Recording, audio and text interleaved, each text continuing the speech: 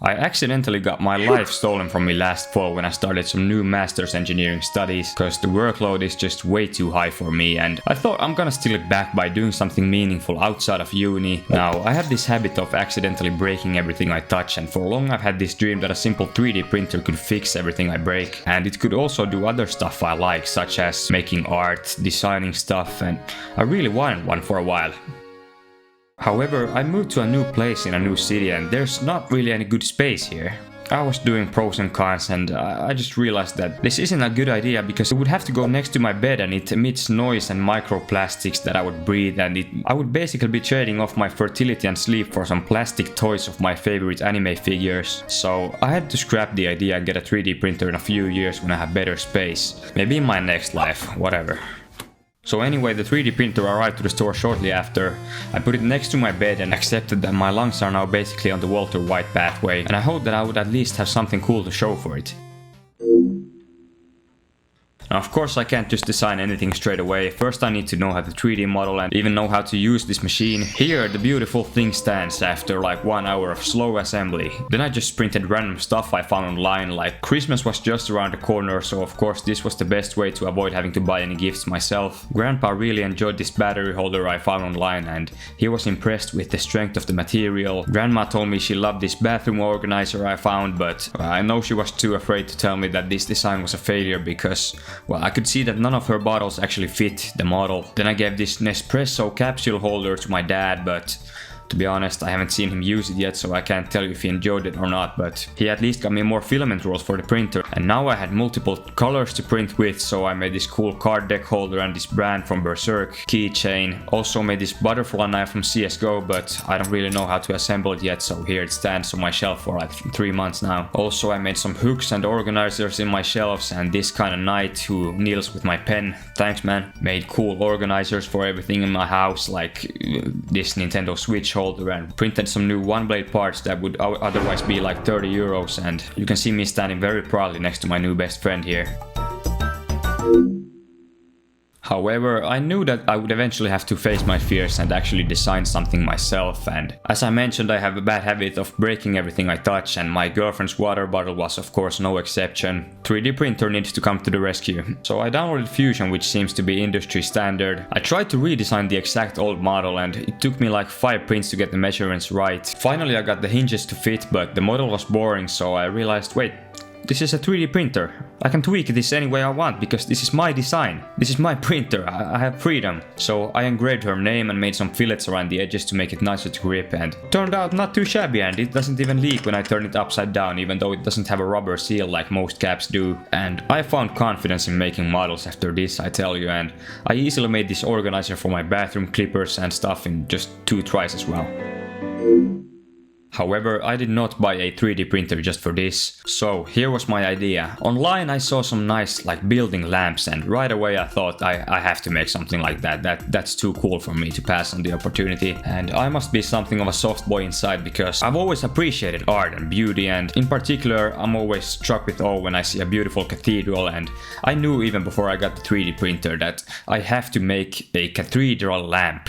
Some part of me has known this all my life. This is my calling. I need to make this. I'm gonna put my heart and soul into this, even if no one else but me ever gets to see it. Anyway, the idea is 3D print a shell that you can assemble in the form of a cathedral with a foundation that can hold a basic lamp that can be displayed in different colors. The goal is to create a unique artwork that can be placed in any living room or bedroom that is beautiful just by itself, but that works as mood lighting at the same time. For software for this project, I chose to learn Blender to 3D model. For this, it's probably the most basic open source free 3D modeling software which everyone uses. Now, I started looking for pictures of cathedrals and I wanted to see what elements I definitely wanted to capture. I quickly knew that I wanted the architecture to be at least in part like Gothic, inspired especially from the game Bloodborne, and the main feature to be a beautiful rose window which the light would flow out of. And I knew I also wanted the sides to have elements of flying buttresses because they give the sides nice depth, while in real life left, they offer good lateral support. Of course, the structural concerns hardly play a role in this 3D print, but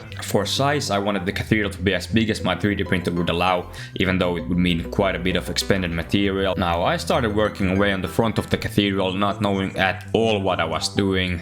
I followed one Blender tutorial and made this with the help of it, and then I was completely on my own. After I had spent a few hours, I had finally conjured up something like this.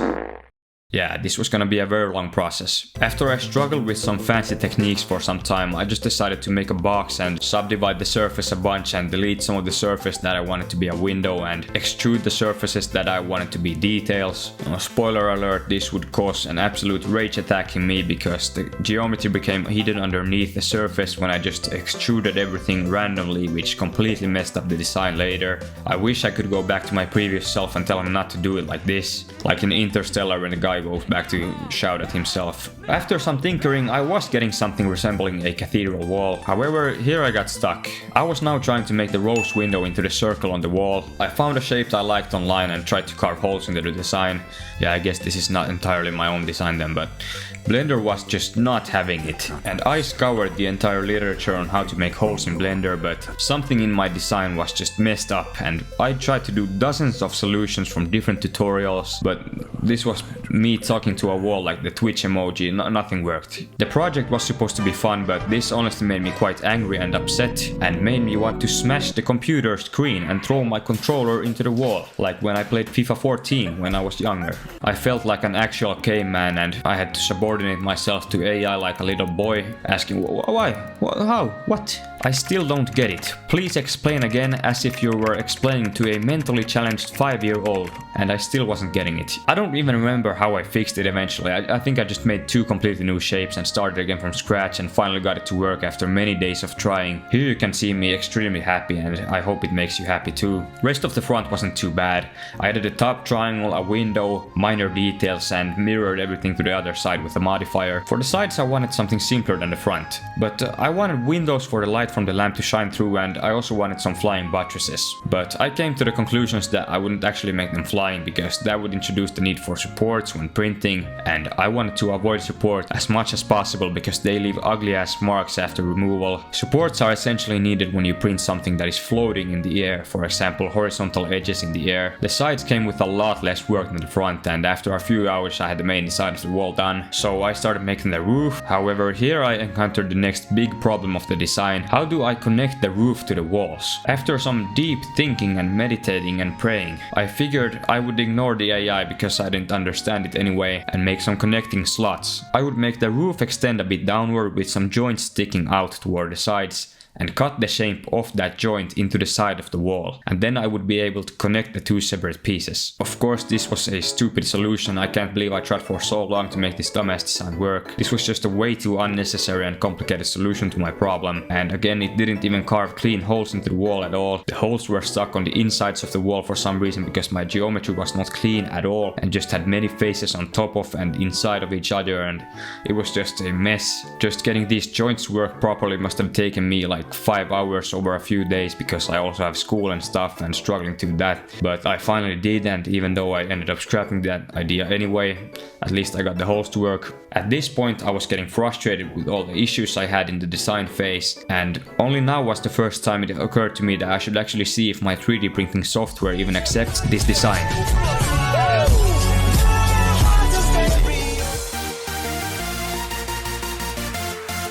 At first I thought this is fine, like it just requires some tinkering and schminkering to get rid of the non-manifold edges, whatever that is, maybe with a built-in tool. Turns out a non-manifold edge is not watertight, so this means that there are places in my walls where there are issues inside. I tried fixing the 77,000 issues, but an hour passed, 2 hours passed, still had the same error. I was getting desperate and nothing fixed my geometry, and the 3D printer doesn't know what to do about those points inside the walls, so it would just leave floating regions inside the walls, and the design was so messed up that the built-in feature would not work. My life's work was unprintable. It was many hours of manual labor, and even that didn't work. I spent at least 5 hours trying to fix the geometry, but nothing was giving me progress, so I decided I would just have to redesign the whole thing. At this point I was strongly displeased, furious, heated, offended, resentful, sullen, uptight. I was Cain from Cain and Abel. But I moved on. I thought, whatever, this was my first draft and it turned out cool, but I will make the next design even better. But then I realized that remaking would actually not take that much work, because I could just place the two walls level to each other and trace the outlines and shapes from the old wall onto the new. This time I had two principles. 1. Do not create unnecessary boxes, stick to planes as walls.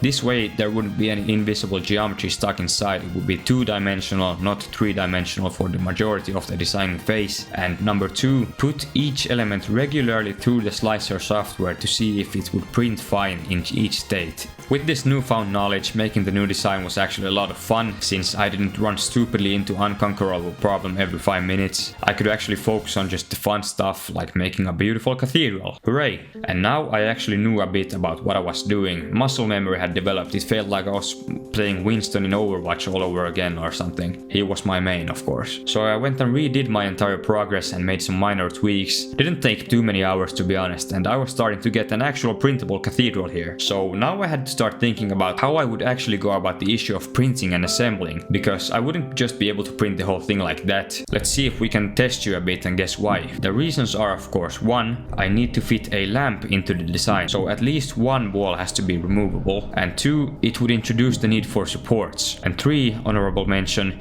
if the whole thing is printed at once there is no room for error, and the material expended would be huge if something got messed up. So it would be simpler to just have each wall and the roof as a separate object and probably laying on its side like this when printing, because again, no supports, and also the wall is thin and might not stay upright by itself. Now again I had to face the problem of how to connect the roof and walls together, but this time I had a little more elegant idea. I could just make holes on the top of the walls and have some extruded slots from the roof that fit into the holes. That just removes any unnecessary tinkering, to be honest. So that's what I did, and it worked instantly, not like previously with 5 hours wasted due to bad geometry. And by the way, just editing this video, I think I found someone using the best approach. He just made holes into the walls and then separately printed connectors. That would have been best, to be honest, but unfortunately I didn't find this idea in my design phase. It's gonna have to be in the next video, if there is a next video. And now we're starting to have a quite impressive outdoor cover, if I do say so myself, but we still need something that holds the lamp and the walls together. Again, I meditated and thought a lot about how I wanted to do this, and I converged on this idea. Make a floor slab underneath the structure and have the walls stick into the floor. Carve holes in the shape of the walls onto the floor to work as slots, basically. So I made one giant ass plane and I made it be a height so that the walls slightly stick into it, but not all the way through. By this point, with the floor done, I made my first test print in a smaller scale than the real print to see if it would come out fine. And there you have the glorious piece. It ain't much, but it's definitely honest work. And the front turned out beautiful, but the floor slots are too small, which tells me I need to manually make them bigger for the walls to fit inside. Same goes for a roof and window slots, cause apparently just using a modifier that cuts out a shape will not make that shape fit into the hole with a real 3D print, which isn't surprising. But with that done, some manual work later, it was time to get the measurements of both the lamp and the current model. But while we do that, let's just launch the print of one side to see how it behaves, like real dimensions and all. The lamp would need about 7.2 centimeters of space in the vertical direction from the floor, and it would take up about this much space of the entire building. My Blender design was not properly scaled, so I just tried to adjust the height until it came out of the slicer in the 3D print software with an appropriate height. And while we did that, look what my 3D printer did for 4 hours. Pretty slick stuff. Supports always give me trouble though. I hate supports. Since that went so well, let's just put the printer to work with the roof and the other side for about 8 hours while we designed that lamp holder. This design was what I came up with. Spoiler, didn't work. Then I went to school and had an exam, came back and expected good results. This isn't looking that good because there's a part come loose and I noticed that it's from here, I think. Something clearly went wrong here, but I don't know exactly what since it worked the first time. These slots don't really fit perfectly. Also, the roof had a weird deformation on this one point and the cross was too small and became bent as a result. Whatever, next up, floor plus holder. Print. Let's see here how this turned out. I just noticed an extremely annoying flaw. This part is missing from this side. It doesn't fit over there. Darn it. I now have 4 parts that need fixing, both sides, floor, roof. And also, after trying to remove the supports from the lamp holder, it turns out that the whole thing just came apart because the legs are too thin, kinda like me IRL. So that also needs redesign. So much material waste. My dad gifted the material to me and now these dumbass parts just keep ungratefully breaking on me. Is this just 500 grams of expensive modern art I managed? I was getting sad here. February was going by fast. I had no friends. I wasn't doing anything. I was failing at school. I had wasted like 100 hours making this design for this lamp that I had told myself would be extremely important to make, and here it was just not working. I was just getting tired by this whole project and doing all this stuff. But whatever, this is fixable, I told myself. Final push. Raise your hands in the air, lend me your power to the spirit orb, and let's print one final damn working cathedral, worthy of being a beautiful artifact, pleasing God and my ancestors, bringing light into the darkness. Come on! So, a few things need fixing. Also, the lamp holder needed some improvements. No supports, gang. Now, I came up with this pretty cool damn Millennium Star Destroyer-esque design. They should print fine without supports because the angle is small enough, and I realized I don't need any ring connecting the 4 legs. Like, these legs would just support the lamp just fine, so. Also, the sides didn't really fit together because it turned out that they are not symmetric, which I thought they were, so I just printed the right side twice, so it didn't fit into the floor slot anyway. When I tried forcing it, the same section of the other wall also broke as the previous, so we will need to expand the floor slots again, make them even bigger so that there is no need for force. The wall should freely consent to being placed in the slots. I tinkered around a bit until I made sure that everything fits, rather a bit too loose and so narrow that pieces push on each other. Also, I added a small fillet to the edges to get the walls to slide in more smoothly. This is looking good now. Printer, go! Beautiful result. Walls fit. Excellent. Also redesigned the cross and moved it to the front wall. It was just stupid of me to put it on the roof piece in the first place. This is the main piece for the aesthetic that people will see. Printer, go! Came out looking morbidly a beast. Genuinely professional design if I do say so myself. Now to assembly.